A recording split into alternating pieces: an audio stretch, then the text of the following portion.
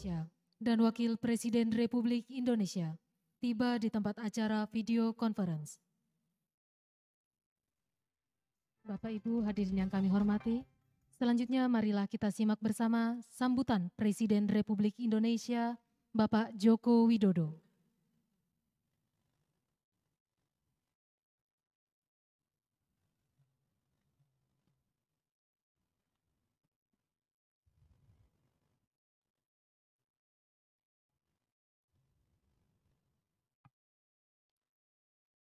Assalamualaikum warahmatullahi wabarakatuh. Selamat pagi, salam sejahtera bagi kita semuanya. Shalom, Om Swastiastu, Namo Buddhaya, salam kebajikan. Yang saya hormati Wakil Presiden Republik Indonesia, Bapak Profesor Kiai Haji Ma'ruf Amin, yang saya hormati Wakil Presiden ke-6 Republik Indonesia, Bapak Tri Sutrisno, yang saya hormati Ibu Hajah Sinta Nuriyah Wahid, yang saya hormati pimpinan lembaga negara yang hadir, yang mulia para duta besar negara-negara sahabat, yang saya hormati para Menteri Kabinet Indonesia Maju, dan para gubernur yang hadir, yang saya hormati Panglima TNI, Kapolri,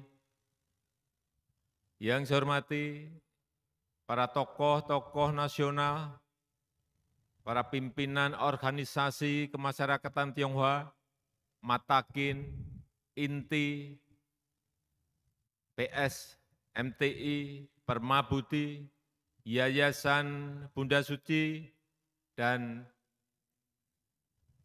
PT, yang saya hormati para pimpinan nasional organisasi lintas agama, Bapak Ibu hadirin dan undangan yang berbahagia. Pertama-tama, kepada segenap warga Tionghoa di seluruh tanah air, di seluruh Indonesia, saya menyampaikan ucapan selamat Hari Raya Imlek ke-2072, 2572. Selamat memasuki tahun baru Kerbau di tahun 2021. Tahun yang mestinya penuh kekuatan besar. Tahun yang penuh keberanian, keteguhan, dan kedisiplinan. Tahun yang menguatkan kesetiaan kita kepada bangsa dan negara. Dan semoga di tahun baru ini, kita bangsa Indonesia berhasil menghadapi tantangan-tantangan yang ada dan mencapai tujuan kita, yaitu kemajuan yang signifikan. Bapak Ibu hadirin yang saya hormati, kekuatan, keberanian, keteguhan, dan kedisiplinan Kerbau harus kita tunjukkan untuk menyelesaikan tantangan-tantangan yang ada, yaitu krisis pada saat ini. Penanganan permasalahan kesehatan akibat pandemi COVID harus terus dilakukan. Pendisiplinan 3M, 3T, PPKM skala mikro, dan juga vaksinasi harus dilakukan secara cepat dan efektif. Semua kekuatan bangsa harus bersama-sama kita kerahkan untuk itu. Kita semuanya harus bergotong royong menyelesaikan masalah ini. Vaksinasi, target kita 182 juta penduduk kita. Saya sampaikan harus bisa diselesaikan pada akhir tahun ini. Memang bukan sesuatu yang mudah, tetapi hitung-hitungan saya, kita memiliki 30.000 vaksinator. Ditambah lagi kemarin saya mendapatkan laporan dari Panglima dan Kapolri, ada tambahan lagi 9.000 vaksinator dari TNI Polri. Artinya kita memiliki 39.000 vaksinator. Kalau satu orang bisa 30, satu vaksinator bisa 30 orang disuntik. Artinya sehari kita sudah bisa harusnya 1 juta, kurang lebih 1.200.000 orang harus bisa disuntik. Tetapi memang problem besarnya adalah ketersediaan vaksin itu sendiri yang tidak bisa dalam jumlah yang kita inginkan dalam waktu-waktu sekarang ini. Kita kemarin mendapatkan 3 juta untuk prioritas yang pertama nakes sudah bisa diselesaikan. Ini keluar lagi 7 juta vaksin.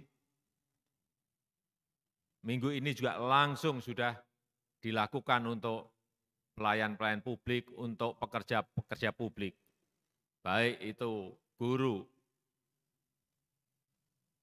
lansia yang juga perlu kita prioritaskan, kemudian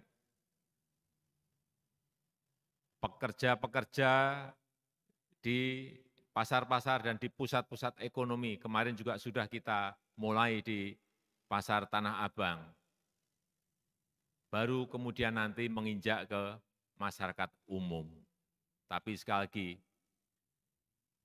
vaksin yang ada di dunia ini menjadi rebutan 215 negara. Semuanya pengen dapat vaksin. Rebutan vaksin antar negara. Oleh sebab itu kita akan berusaha terus agar ketersediaan vaksin itu secara kontinu setiap bulan bisa kita dapatkan. Kita sudah mendapatkan komitmen 426 juta vaksin. Tapi datangnya kapan ini yang masih rebutan. Dan terus kita akan berusaha agar vaksin itu ada terus. Demikian pula halnya dengan permasalahan ekonomi. Kita semuanya harus bersama-sama, bergotong royong untuk pemulihan ekonomi nasional kita. Pemerintah telah memberikan bantuan sosial di 2020 dan diteruskan di 2021 ini untuk masyarakat lapisan bawah, untuk membantu masyarakat memenuhi kebutuhannya dan meningkatkan daya beli masyarakat, baik itu bantuan sosial, baik itu PKH, baik itu subsidi gaji, baik itu kartu prakerja, baik itu bantuan produktif bagi UMKM, semuanya di 2020 sudah diberikan dan sebagian besar nanti akan kita teruskan di tahun 2021. Kita juga harus membuka kesempatan kerja seluas-luasnya untuk rakyat. Ini yang sekarang ini dibutuhkan ini. Saya sudah perintahkan kepada semua kementerian untuk menjalankan program padat karya yang sebanyak-banyaknya. Agar melalui APBN, melalui APBD, pemerintah bisa membuat peluang kerja yang sebanyak-banyaknya. Namun, perluasan kesempatan kerja yang bisa berkelanjutan adalah dari para pelaku usaha. Dari dunia usaha, kuncinya ada di situ. Bukan dari pemerintah. Kalau yang melakukan dari dunia usaha ini akan berkelanjutan. Ini yang dibutuhkan oleh masyarakat. Oleh karena itu, pemerintah bekerja keras untuk melakukan pemulihan ekonomi nasional, mulai dari membangkitkan UMKM agar bisa berproduksi kembali, yang kecil bisa berproduksi kembali, yang menengah bisa berproduksi kembali secara maksimal, yang besar juga bisa berproduksi kembali secara maksimal. Dan memberikan prioritas belanja pemerintah untuk pembelian produk-produk dalam negeri, serta membangun ekosistem yang kondusif bagi investasi baru dan kebangkitan usaha-usaha skala besar. Baru saja untuk membangkitkan sisi manufaktur, PPNBM, selama nanti bulan Maret, April, Mei, diberikan 3 bulan PPNBM 0%, 3 bulan berikutnya 50%, 3 bulan berikutnya 25%.